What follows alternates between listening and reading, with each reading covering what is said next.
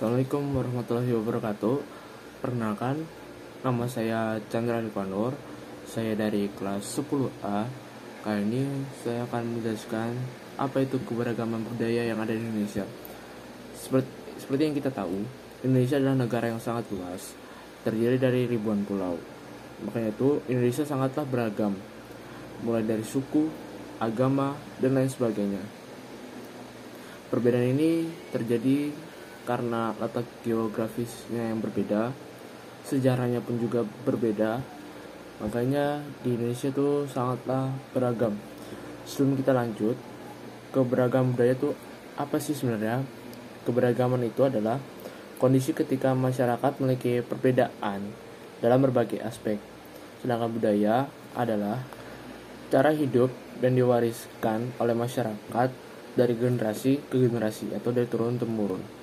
Jadi, dapat kita simpulkan, keberagaman budaya itu adalah kondisi masyarakat yang memiliki perbedaan dalam berbagai aspek kehidupan, seperti suku, ras, agama, maupun tradisi.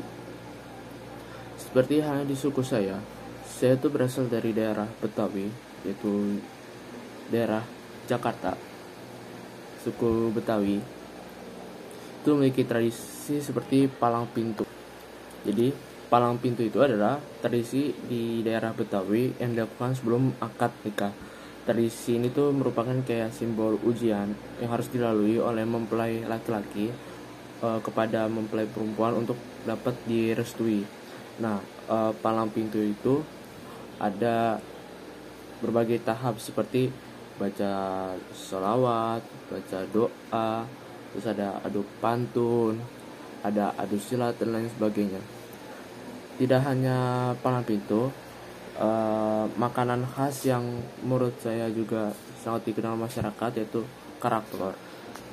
Nah, jadi kerak telur ini tuh isinya atau bahan-bahannya itu ada ketan putih, telur ayam atau bebek, dan ditambahi bawang merah goreng.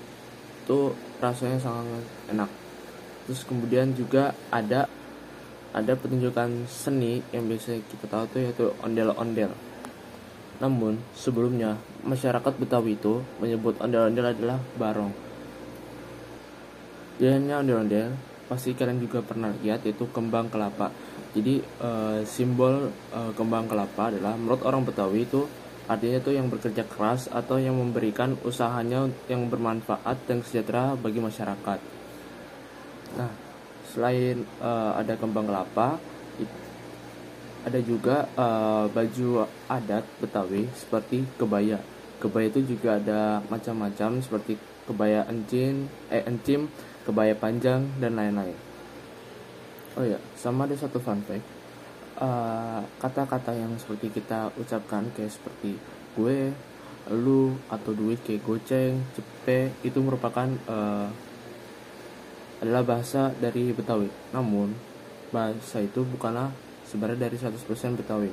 Namun itu awalnya dari orang Tionghoa atau dari dialek Hokkien itu datang ke Jakarta dan membawa bahasa itu lalu diserap oleh orang Jakarta atau Betawi dan akhirnya pun jadi seperti gue, lu, goceng, cepek dan lain-lain. Tidak ada Betawi yang sangat unik. Saya juga pernah bercerita dengan teman saya di daerah Batak tuh kayak seperti apa saja. Yang masih saya ketahui tuh daerah Batak tuh atau suku Batak memiliki marga tuh yang sangat banyak seperti Sianipar, Marpaung dan lain-lain.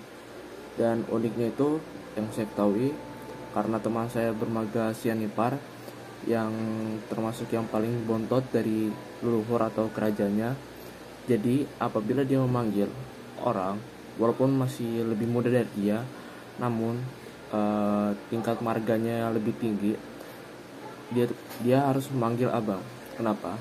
Karena di keluarga kerajaan atau leluhurnya itu marga atau orang Sianipar itu adalah anak bontot atau anak terakhir. Sedangkan orang yang lebih muda ini kita panggil abang, dia tuh kayak lebih tua di kerajaannya. Jadi kita tuh masih tetap memanggilnya itu dari daerah kerajaan. Karena sini Parada Bontot, apabila kita ketemu dengan marga lain yang lebih tinggi, itu kita harus manggil abang. Itu yang menurut saya paling unik dari daerah Batak. Mungkin itu saja yang bisa saya kasih tahu. Sebenarnya masih banyak lagi suku-suku yang ada di Indonesia, seperti Jawa, suku Minang, suku Dayak, suku Sunda, dan lain-lain yang masih banyak banget. Mungkin cukup sekian yang bisa saya berikan tentang keberagaman budaya. Kurang lebihnya mohon maaf. Wassalamualaikum warahmatullahi wabarakatuh.